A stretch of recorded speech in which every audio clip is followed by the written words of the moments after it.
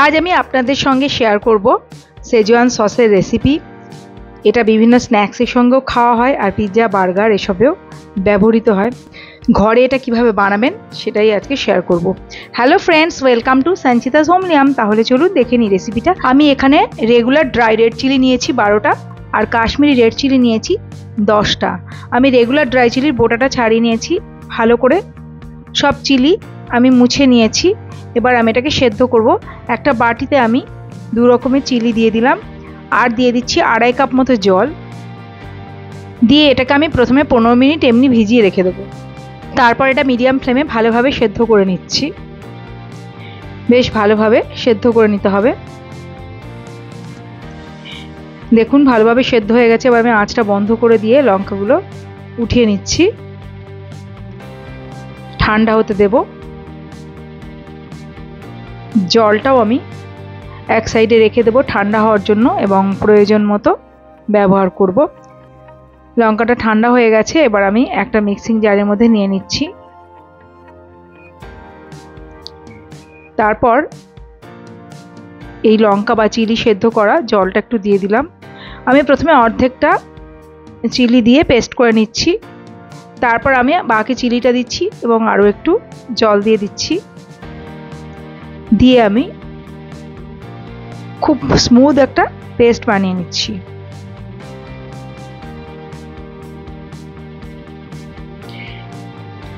এবার পেস্টটা আমি একটা বাটিতে ঢেলে নিচ্ছি।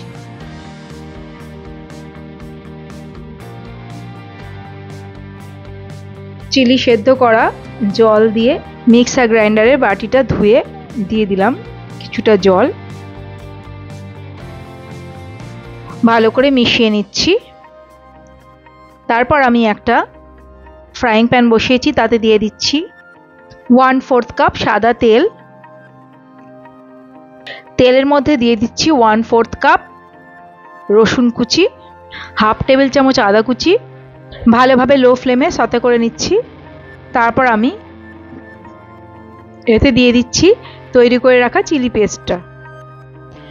দিয়ে আমি ভালোভাবে লো ফ্লেমে 2 মিনিট নেড়ে চেড়ে নিচ্ছি। ভালোভাবে সবকিছু মিশিয়ে নিচ্ছি একসাথে।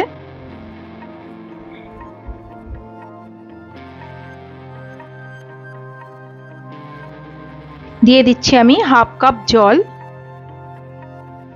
ভালো করে নেড়ে চেড়ে নিয়েছি। এবার আমি হাফ কাপ জল দিয়ে দিচ্ছি। দিয়ে ভালোভাবে নেড়ে চেড়ে মিশিয়ে নিলাম। এবার এতে আমি দিয়ে দিচ্ছি স্বাদ মতো নুন, চিনি দিয়ে ভালোভাবে মিশিয়ে নিচ্ছি। তারপর দিয়ে দিলাম 2 চা চামচ মতো ভিনিগার, 1 চা চামচ সয়া সস। আমি ডার্ক সয়া সস দিয়েছি, আপনারা লাইট সয়া সসও দিতে পারেন। 1 টেবিল চামচ টমেটো কেচাপ দিয়ে আমি ভালোভাবে মিশিয়ে নিচ্ছি। আঁচটা কিন্তু একদম লোয়ে আছে। সব কিছু ভালোভাবে মিশিয়ে নিয়ে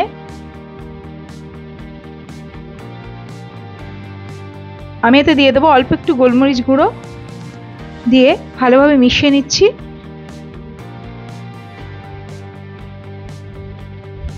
তারপর এটা ঢেকে লো ফ্লেমে আমি 10 থেকে 12 মিনিট মতো রান্না করব। মাঝে আমি 1-2 বার নেড়ে চেড়ে নেব এবং ঘন হয়ে যেতে দেব সসটাকে।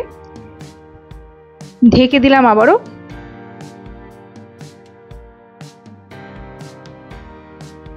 মোটামুটি 12 মিনিট পর দেখুন গাঢ় হয়ে গেছে সসটা।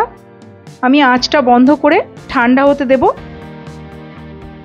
ঠান্ডা হয়ে গেছে, দেখুন বেশ ঘন হয়ে গেছে। এবার আমি একটা কাঁচের বয়ামের মধ্যে রেখে দিচ্ছি।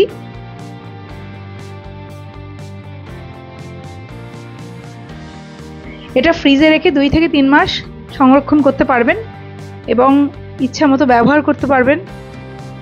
অনেক ধন্যবাদ পুরো ভিডিওটা দেখার জন্য। আশা করি ভালো লেগেছে। ভালো লাগলে প্লিজ লাইক, কমেন্ট আর শেয়ার করে দেবেন। আর নতুন বন্ধুরা আমার চ্যানেলটি সাবস্ক্রাইব করে পাশে থাকা বেল আইকনটা প্রেস করে অল করে দেবেন। অনেক ধন্যবাদ। নমস্কার।